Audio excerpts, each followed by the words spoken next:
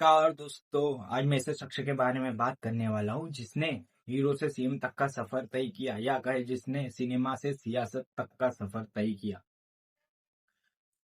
आप समझ सकते हो मैं किसकी बात कर रहा हूँ। पापा निर्देशक थे तो बचपन से ही एक्टिंग का शौक था और एक्टिंग में आना था।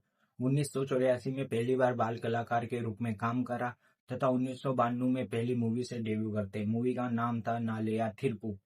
शुरू के 2 साल संघर्ष भरे रहे, कोई सी मूवी नहीं चल रही थी और एक टाइम तक तो वह ये सोच चुके थे कि मुझे इंडस्ट्री छोड़ना है। लेकिन 1995 में एक मूवी हिट होती है जिससे उनकी लाइफ बदल जाती है और फिर उन्होंने बाद में 30 साल तक टॉलीवुड में राज करा। आप समझ गए होंगे मैं किसकी बात करने वाला हूँ। मैं बात करने वाला हूँ विजय जोसेफ, या कहे आप जिसे जानते हैं थलापति विजय। थलापति विजय ने 30 साल टॉलीवुड में राज करने के 2024 में उन्होंने एक्टिंग छोड़ने का मन बना लिया। उसके बाद वह राजनीति में आने का उन्होंने फैसला लिया। 2024 में एक पार्टी बने जिसका नाम था PVP। इसको हिंदी में कहते हैं तमिल विजयन पार्टी। इस पार्टी का एक ही मतलब था कि कैसे भी तमिलनाडु को द्रविड़ सोच से बाहर निकालना।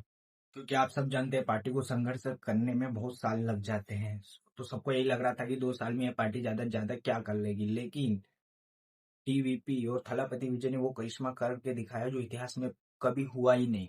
2 साल के बाद जब चुनाव होते हैं तो टीवीपी को सबसे ज्यादा सीटें मिलती है 109, वहीं डीएमके को मिलती है 70 और एआईडीएमके को मिलती है 49, और थलापति विजय को मिलती है सबसे ज्यादा सीटें 109। तो ये कैसे करिश्मा कर दिया? ये करिश्मा करा थलापति विजय के चेहरे ने। उनके एक चेहरे ने तमिलनाडु की किस्मत बदल दी। इतिहास में पहली बार ऐसा हुआ है कि 2 साल बाद चुनाव हो रहे हो और कोई नई पार्टी इतनी ज्यादा सीट ले आई, ये कभी हुआ नहीं है। और थलापति विजय का जो डिसीजन था कि वो एक्टिंग छोड़कर राजनीति में आएंगे, वो हमने कई क्रिकेटरों को, हीरो को देखा है जो राजनीति में जाते हैं, 4 से 5 साल काम करते हैं और वापस उनकी फील्ड में वापस आ जाते हैं, वहां सर्वाइव नहीं कर सकते। तो सभी को लग रहा था कि थलापति विजय भी ऐसा करेंगे, पर थलापति विजय ने तो पूरी रूपरेखा ही बदल दी। वह अब सीएम बनने वाले हैं, पर मैं आपको बता दूं अभी भी उनको 10 सीटें और चाहिए। उन्होंने कांग्रेस से सपोर्ट मांगा है कि मुझे 10 सीटें की हेल्प कीजिए, पर कांग्रेस डीएमके के साथ है। ये आप समझ लीजिए, कांग्रेस और डीएमके साथ में चुनाव लड़ी है और डीएमके ने कहा है कि हमारे साथ धोखा होगा अगर कांग्रेस टीवीपी को सपोर्ट कर रही है। वही एआईडीएमके और डीएमके में भी बात चल रही है, एक के पास 49 सीटें, एक के पास 70 सीटें, तो कभी वो दो मिल जाए तो वो दो भी सरकार बना सकते हैं। मतलब थलापति विजय अभी भी सीएम बनने में कई रोड़े आ रहे हैं। अब देखने वाली बात होगी कांग्रेस थलापति विजय को सपोर्ट कर रही है। अभी हमने कल ही देखा कि थलापति विजय ने कांग्रेस के एमएलए का जिस तरीके से सम्मान किया, ऐसा लग तो रहा है कि कांग्रेस विधायक देने को तैयार हो जाएगा और गठबंधन से सरकार बन जाएगी। पर यह अब आने वाला टाइम बताएगा कि किस तरीके से थलापति विजय सीएम बनते हैं।